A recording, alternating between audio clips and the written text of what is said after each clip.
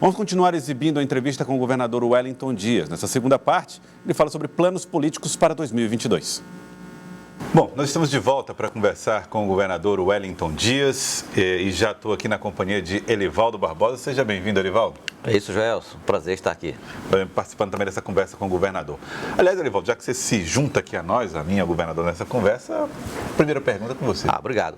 Olá, governador. Ele vai perguntar sobre Piauí Conectado, quer ver? Com certeza, governador. A conexão dele é outra, né? 2022, nós estamos batendo as portas de 2022. E o senhor tem até com certa prudência tratado um pouco desse assunto publicamente. Mas eu pergunto, 2022 está chegando. Como o senhor pretende conduzir a sua sucessão? A minha conduta não mudou. De fato, eu sou defensor de que o Brasil precisa, se não foi até agora, vai ser, na alegria ou na dor, a gente ter a unificação da eleição para que ela seja de 4 em 4 ou de 5 em 5 anos de forma conjunta. Eu sou autor de um projeto, quando fui deputado federal, voltei a apresentar quando fui senador. Eu entendo que nós deveremos ter, mesmo que em 2 eleições, em um só ano, faz uma num primeiro semestre, no passado a eleição era março, né? Por volta de 15 a 19 de março, 20 de março, e faz a outra no segundo semestre, como ocorre agora. Faria a eleição municipal, câmaras de vereadores e prefeitos e vice, e no segundo semestre você faria a eleição estadual e federal, como também é hoje.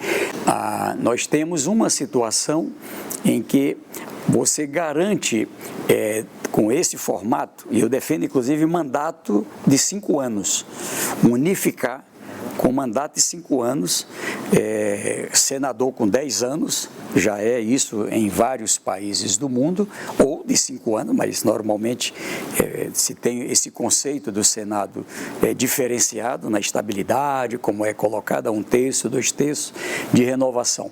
Então, esse é o primeiro ponto. Então, como tem eleição de 2 em 2 anos, a gente só tem 2 anos que não tem eleição em um mandato de 4. Então, 2021, um ano sem eleição.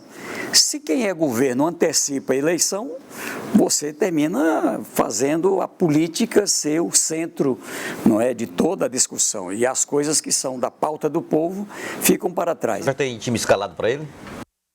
Eu acredito que temos uma grande chance para isso. Nós temos essa situação particular do PL, mas a rigor, os demais partidos a gente mantém de forma sólida. Agora, eu fiquei muito feliz agora com a reaproximação com o ex-governador, foi meu vice, apoiado por mim, foi eleito governador Wilson Martins.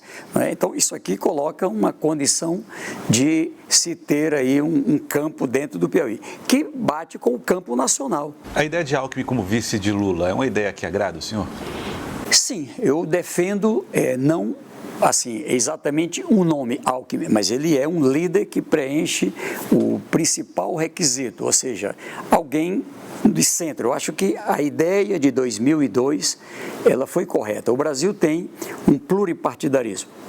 Então, em 2002, o Partido dos Trabalhadores fez uma aliança com José Alencar, do Partido Liberal, para a gente compreender, um empresário, um líder dos empresários, um líder dos trabalhadores. Olha o resultado, foi o melhor momento para estabilidade, crescimento econômico, para uma política de longo prazo no Brasil, na minha opinião. E ao mesmo tempo, agora eu entendo que uma experiência de quem foi governador em um estado como São Paulo, teve uma boa relação, tanto no seu mandato, eu convivi com ele como governador, com o Geraldo Alckmin, assim como com o Aloysio Nunes, com o ex-ministro José Serra. Fantástica a ideia do José Serra em relação ao tabagismo, por exemplo. O próprio presidente Fernando Henrique Cardoso, agora nesse período de ameaças democráticas, nós conversamos bastante também. E veja, eu creio que é uma sinalização semelhante. No Piauí, governador, um ex-aliado seu e do PT, o ministro e senador Ciro Nogueira, hoje é o líder principal, a principal referência de oposição. E tem adotado um discurso muito duro contra o governo, com críticas contundentes a várias áreas de atuação do governo. Como é que o senhor reage ao comportamento do seu principal adversário hoje? De forma simples. Primeiro, eu estou onde sempre estive. Ele fez a opção de mudar de lado, tá certo? Do ponto de vista do Piauí, assim, ele tem hoje uma oportunidade, mantemos uma relação pessoal madura, como ministro, um ministro importante, destacado, a Casa Civil, né? O que a gente, uma relação madura, positiva, ele é ministro de um governo nacional, eu sou governador, o que precisamos mais? Proveito em favor do Brasil, mas principalmente do Nordeste, e dentro do Nordeste, de modo especial, o Piauí. O que é ruim? Eu me lembro assim, ministros como Marcelo Castro, para dar um exemplo, foi ministro da Saúde do Piauí, ele teve um cuidado de vir aqui, ouvir quem era prefeito, governador, independente de partido, aqui eu vi o Firmino na época, prefeito, Silva, enfim, e ele adotou, usou o prestígio, usou o mandato em favor do Piauí.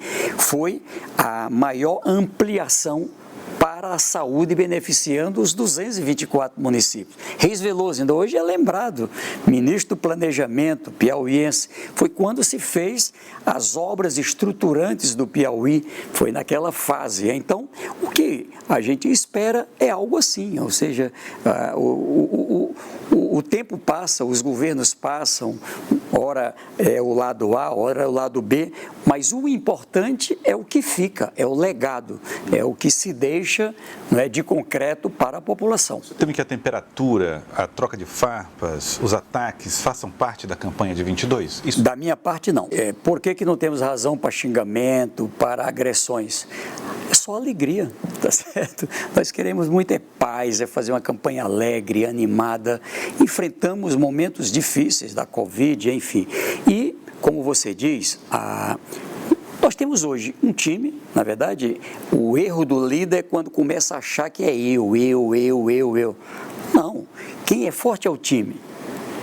É que nem o futebol, não adianta ter o melhor atleta, são 11. Se não tiver jogando todo mundo afinado com o técnico, inclusive com o banco de reserva.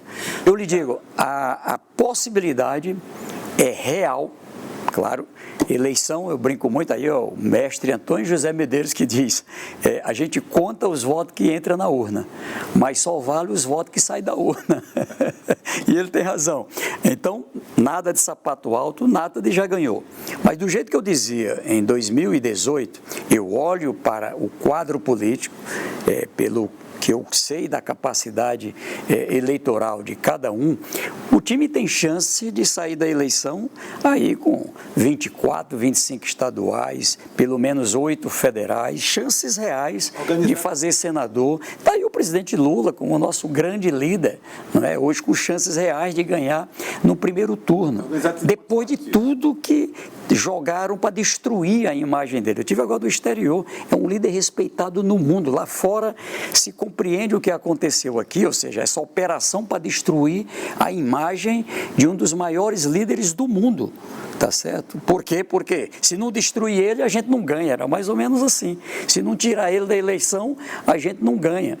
Então, e ele deu a volta por cima, a coragem dele, a determinação. Então, quando a gente olha, você imaginar um time que tem Lula, aqui o nosso time aqui dentro do Estado, aqui a presença de líderes, o ótimo mandato, eu destaco aqui, por exemplo, o senador Marcelo, a Assembleia Legislativa aqui. Então, é uma possibilidade real nessa direção, mas nada de já ganhou, nada de sapato alto.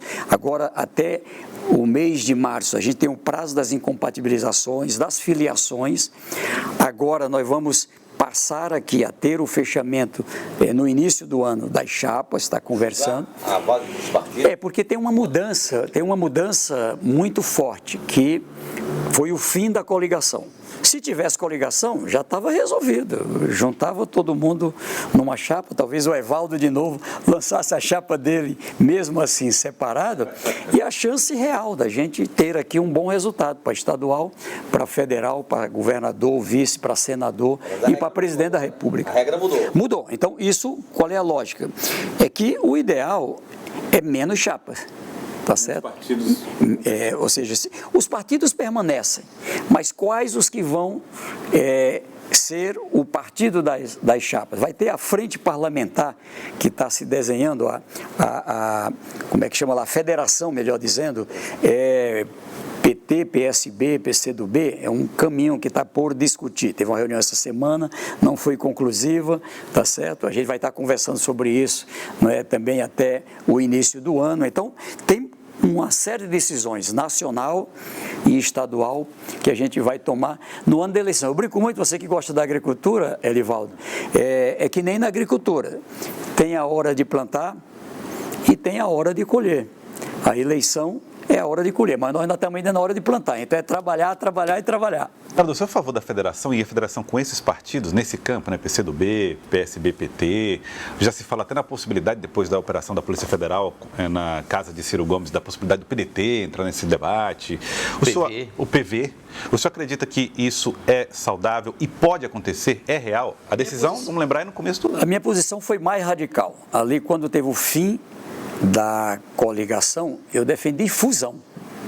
Ou seja, um campo político que pudesse fazer uma fusão, ter um mega partido com uma mega bancada na Câmara, no Senado, como acontece em outros países do mundo.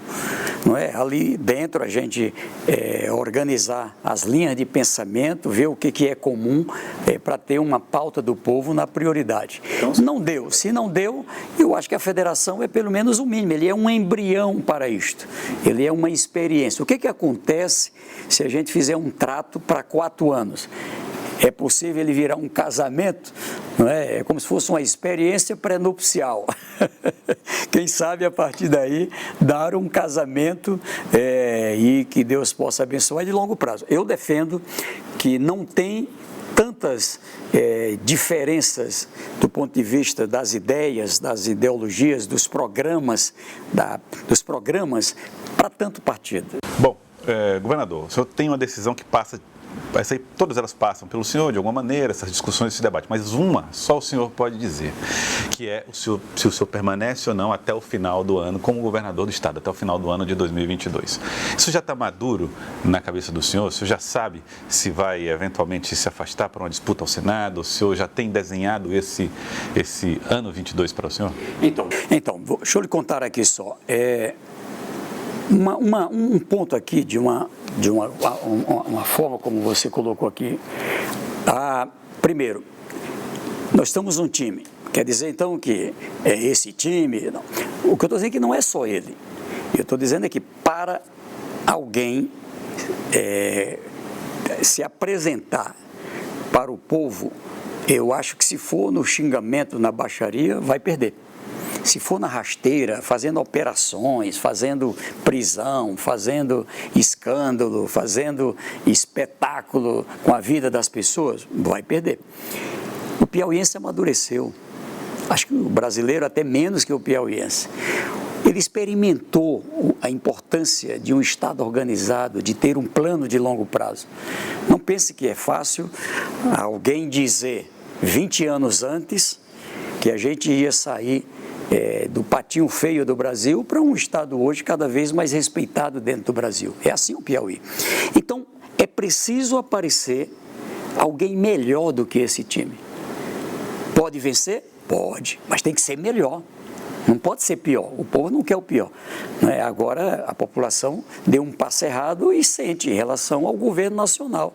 Um governo que está agora com 60% de rejeição e 20% de aprovação. Tem uma coisa errada, tá certo? Então, muita gente se arrependeu. É esse o recado. Em relação aqui a minha decisão pessoal, alguém que viveu o que eu vivi, não é? Eu esses dias estava me lembrando um pouco aqui, conversando com pessoas da minha família, vendo ali, olhando para trás, eu só queria ser vaqueiro. Quando eu nasci, quando eu comecei a ter entendimento ali, 10, 11, 12 anos, eu queria ser vaqueiro, né? Então, ter a oportunidade dada por Deus, pelo povo, de ser vereador, estadual, federal, senador, ou seja, quantos governadores viveram a experiência nos 4 parlamentos? Só tem eu, pelo que eu vejo. Quantos ganharam 4 vezes no primeiro turno? O único brasileiro. Então, viver o que eu vivi não é para me vangloriar, não é sapato alto. Então, hoje, eu lhe digo que eu tenho mais do que ninguém que colocar o interesse público na frente. Esse povo foi tão correto comigo, foi tão decente comigo, tão carinhoso comigo, que eu não tenho o direito de ser egoísta e pensar só em mim. Então, a rigor, se tiver que ficar, eu fico. Se tiver que ser candidato, eu saio. E vamos decidir isso conjunto, assim como vamos decidir quem encabeça a chapa para governador, para vice, como é que vão ser as chapas para estadual, para federal. Não está fechado ainda. O nosso campo só tem uma coisa que eu digo agora em dezembro que já está decidida. Estamos juntos com o Lula. Tá certo? Esse campo é o campo do Lula dentro do campo nacional, mesmo que alguns partidos aqui tenham candidaturas, mas o Lula como o principal dentro dele. O PT já vai lançar a pré-candidatura de Rafael Fonteles, já marcou até a data. 15 de janeiro. Pois é, eu vi isso aqui, eu acho que nós vamos ter que dialogar sobre isso. Eu gostaria muito de que pudesse contar com o coordenador do próprio Piauí, Rafael Fonteles, dentro dessa missão dele, até ali o limite, tá certo? O senhor então não é favorável à data do dia 15 de janeiro? Acho que não. Tudo que a gente puder esticar para frente, para deixar a parte da disputa mais para frente, é melhor. Por quê? Porque é melhor para o povo. Ou seja, a gente, na hora que você diz, sou candidato, pronto, não tem mais secretário, não tem mais coordenador de próprio Piauí, agora é candidato. Governador, eu queria que o senhor está chegando aí, entrando no último ano do seu 4º mandato como governador do estado do Piauí. Olhando para esses 4 mandatos, qual foi o pior momento, mais difícil, e qual foi o melhor? E quando nós estamos também saindo de uma pandemia, ou no meio de uma pandemia também. Eu diria que realmente o mais difícil era 2003 a 2006.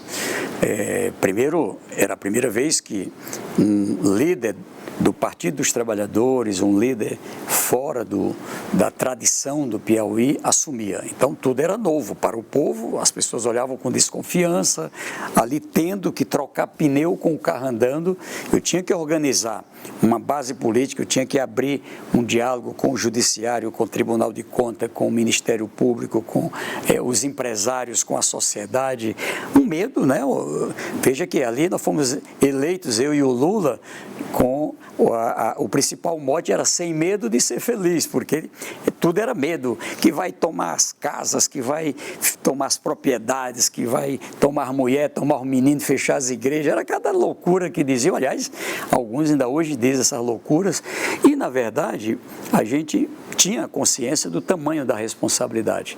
E a partir daí foram outros momentos difíceis, né? Cada passo, fazer a reforma da Previdência, fazer o planejamento de longo prazo, trabalhar um projeto estratégico para 12 territórios de desenvolvimento, ter um plano, não é? Que uma coisa é elaborar um plano, outra coisa é fazer ele acontecer.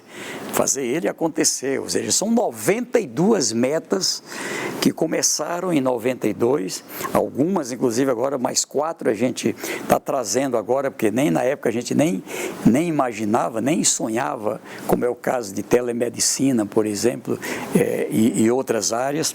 Então, o que é que eu lhe coloco assim, de coração?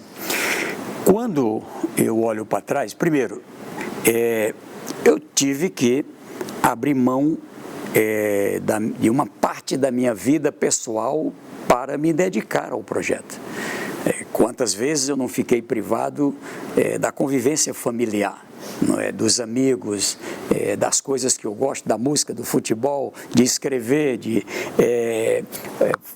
conversar, de recitar, quantas vezes? Eu tinha muito medo da reeleição. Muita gente dizia que a reeleição, o segundo mandato, nunca é como o primeiro. E é verdade, se você não se sustentar em alguma coisa, você começa a perder a energia que você tinha. E ali, o que me sustentou foi um plano de longo prazo. Eu estou completando a 20ª rodada ao Piauí. O município que eu andei menos, eu andei 20 vezes a partir dos que eu estou completando até março agora. Morro do Cabeça do Tempo, vou voltar lá.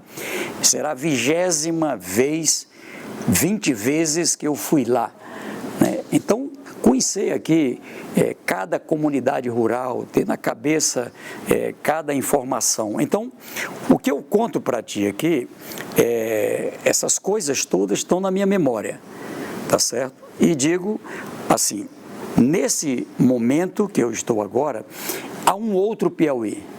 O que é que eu tenho dito para o time? A gente vai ter um projeto que tem conexão com o que a gente fez, mas ele tem que ser outro projeto. Já não é a fome que tinha lá atrás. Já não tenho a quantidade... Atendia com carro-pipa 1,5 milhão de pessoas, agora 180 mil pessoas. É muito, mas muito menor.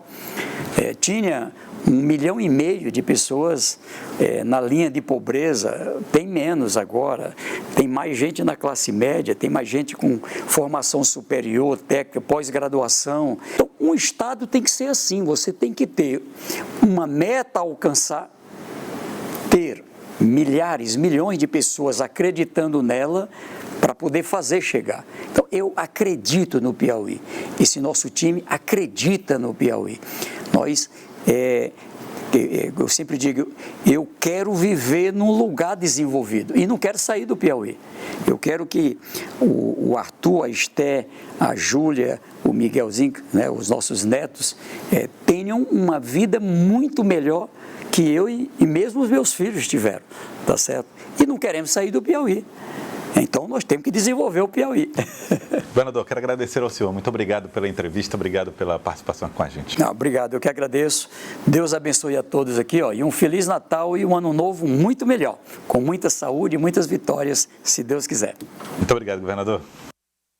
Então, a entrevista do governador Wellington Dias, Livaldo Barbosa e Lídia. Ele falou numa primeira parte a respeito desses investimentos com o Piauí Conectado, uma parceria público-privada que faz essas conexões com o interior do estado do Piauí, aí possibilitando a internet para boa parte do estado do Piauí. Na segunda parte, aí as questões mais políticas, Livaldo, onde o governador Wellington Dias fala a respeito da importância de conduzir o time, o que ele chama de time, para as eleições de 2022 e não deixa claro a sua eventual saída, né, para uma eventual disputa eleitoral. É verdade, ele se considera no meio aí de um debate que podem e com possibilidades, né? O fato é que a preferência dele é disputar o Senado, como ele fez em 2010, porque dos 4 mandatos, ele encerra um ciclo aí de 4 mandatos à frente do governo do Estado. Desses 4 mandatos, em 2 oportunidades, ele conduz a sucessão, porque nas 2 outras eleições foi o candidato à reeleição em 2006 e agora, mais recentemente, em 2018. Mas em 2010 ele conduziu a sucessão, eleito um aliado, que foi na época o Wilson Martins. E agora da mesma forma. Agora, Gelson, na base governista, eu não diria nem com influência local. Porque a influência local, o argumento do governador é muito forte. Ele prefere disputar a vaga do Piauí no Senado Federal. Mas tem aí uma série de possibilidades, inclusive com influência nacional do PT, como, por exemplo, dele disputar o mandato da Câmara Federal, para ser um puxador de votos e, com isso, possibilitar ao partido ou à federação de partidos a eleição de uma grande bancada, que é o que conta hoje para a sobrevivência partidária, mais até do que vagas no Senado.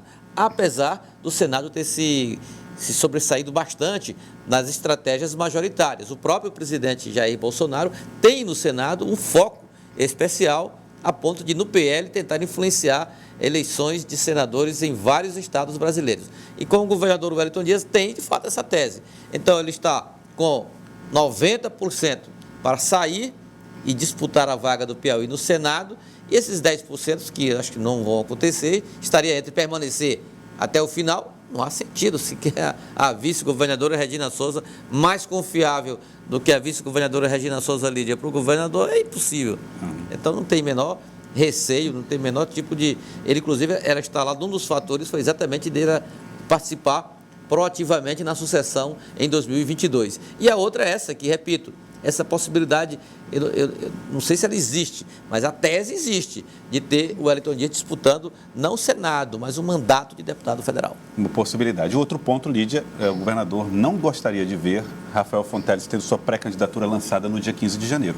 É a estratégia que o governador coloca aí, que seria melhor esperar o tempo, né, o último dia do prazo, que vai até abril, para que Rafael Fonteles possa deixar a pasta e se dedicar a esse projeto de candidatura, né? A data, porém, está marcada, né? A data está marcada pelo Partido dos Trabalhadores. Ontem a gente mostrou aqui o deputado João de Deus falando que é dia 15 de janeiro, mas com essa posição do governador, Joelson, hoje ele voltou a reforçar que é contra essa data do dia 15 de janeiro. Acredito que o PT vai reavaliar essa decisão, o partido não vai ficar contra um pedido do governador Wellington Dias, né? E ele acredita que o melhor é Rafael ficar o tempo possível à frente desse programa Pro Piauí.